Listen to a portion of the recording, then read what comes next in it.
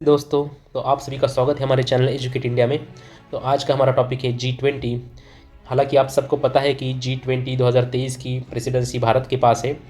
तो exam point of view से काफ़ी इंपॉर्टेंट हो जाता है कि इसके बारे में हम जानें, क्योंकि आने वाले हर एग्ज़ाम में इसके बारे में एक दो क्वेश्चन तो पूछे ही जाएंगे। तो ध्यान से देखिएगा, ध्यान से सुनिएगा, क्योंकि जो वीडियो है वो काफ़ी खास होने वाला है। और इसमें हम जो G20 के सारे देश है उसको याद कैसे रखा जाए उसकी भी एक अच्छी सी ट्रिक हमने बताई है।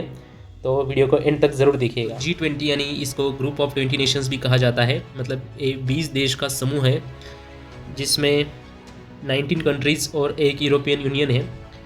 तो 2023 की जो G20 शिखर सम्मेलन है उसकी अध्यक्षता इस साल भारत करेगा, ये तो आप सबको पता ही है। और अध्यक्षता जो कार्यकाल है वो क्या रहने वाला है, तो ये 1 दिसंबर 2022 से 30 नवंबर 2023 तक। तो ये पॉइंट भी आप ध्यान रख सकते हैं। तो इसके बाद का बहुत ही इम्पोर्टेंट जो पॉइंट है वो है इसको याद रखने की ट्रिक। जो ये सारे देश है उसको कैसे अपन ध्यान रख सकते हैं, तो उसके लिए हमने एक बेहद ही खास ट्रिक बनाई है। तो ट्रिक ऐसी है दोस्तों, ये वाली ट्रिक जिसका जो है गुरुजी सीता SSC और BA में फर्स्ट क्लास आई। जो आपको कैपिटल्स में दिखे गए हैं वो सभी जो लेटर्स है वो हर एक कंट्री को दर्शाता है। जैसे कि G for Germany, U for USA, R for Russia, U for UK, that is United Kingdom, J for Japan, I for India, S for Saudi Arabia, I for Indonesia, T for Turkey, A for Australia, S for South Korea, S for South Africa, South Korea, C for Canada, B for Brazil, A for Argentina, M for Mexico, E for European Union, F for France, C for China and I for Italy। तो इस प्रकार से हम इस 19 देश और एक European union को इस ट्रिक के माध्यम से अपन ध्यान में रख सकते हैं। तो नेक्स्ट पॉइंट है जिसकी इसकी स्थापना है वो 26 सितंबर 1999 में हुई थी। तो कब हुई थी इसकी स्थापना? 26 सितंबर 1999। ठीक है।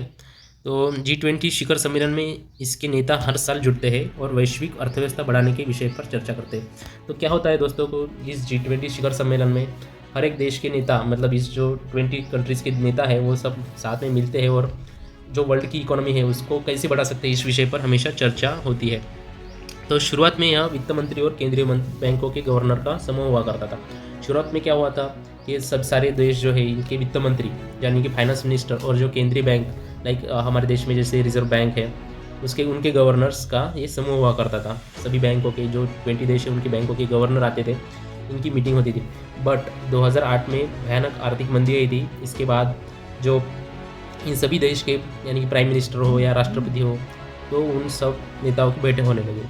ठीक है। तो 2008 में पहली बार ये बैठक हुई थी। तो ये बैठक कहाँ हुई थी? तो 2008 में USA में हुई थी, यूनाइटेड स्टेट्स ऑफ अमेरिका में हुई थी। तो G20 सदस्य देशों में वैश्विक सकल घरेलू उत्पादन यानी GDP का लगभग 85%, इन सब 20 देशों की अगर GDP मिलाए तो 85% होती है। और जो इनका ट्रेड है, वैश्विक व्यापार, वो 75% है। ये भी पॉइंट आप ध्यान में रख सकते हैं। इसमें 85% वैश्विक व्यापार, 75% और विश्व की लगभग 2/3 आबादी यानी कि 2/3 आबादी इस G20 देशों में रहती है। ये देखिए 2/3 आबादी। तो ये पॉइंट्स जो अभी नीचे के हैं वो भी इम्पोर्टेंट होने वाले हैं। तो 2008 पहली जो प्रेसिडेंसी थी वो 2008 संयुक्त राज्य अमेरिका के पास थी। देखिए ये जो पहली थी प्रेसिडेंसी वो इनके पास थी, संयुक्त राज्य अमेरिका। जो 2022 की थी वो जो 17th शिखर सम्मेलन था वो इंडोनेशिया में हुआ था। और 2023 का आप सभी को पता ही है, भारत के, हमारे प्यारे भारत के पास है। और 2024 की वो ब्राज़ील में होगी। ठीक है, वो 19th वाली रहेगी। ठीक है।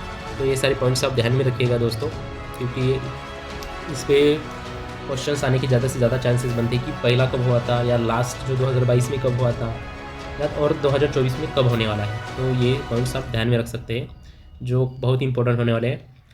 तो और नेक्स्ट पॉइंट है G20 में जो हम अधिक जानकारी इसके बारे में देने वाले हैं। तो G20 में 2 समांतर ट्रैक होते हैं।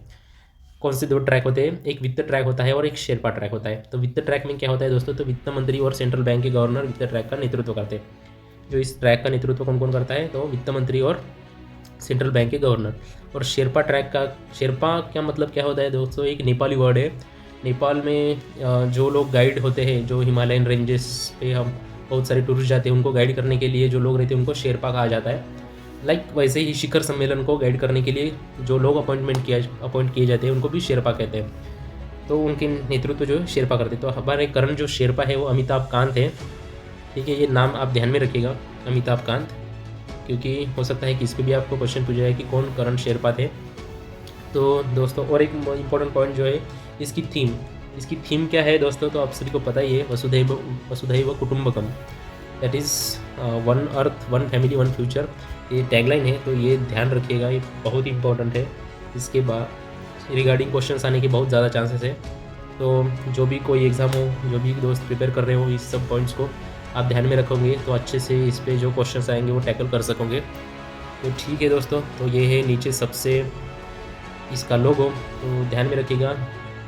इसमें हमारे ट्राई कलर जो उसका कलर दिखाया गया है, और जो हमारा नेशनल फ्लावर है कमल, इसको भी दिखाया गया है। नीचे भारत 2023 इंडिया ऐसा लिखा गया है, क्योंकि इसके बारे में क्वेश्चंस पूछने के ज़्यादा से ज़्यादा चांसेस है। तो दोस्तों वीडियो अच्छा लगा हो तो लाइक कीजिए और चैनल को सब्सक्राइब कीजिए। धन्यवाद।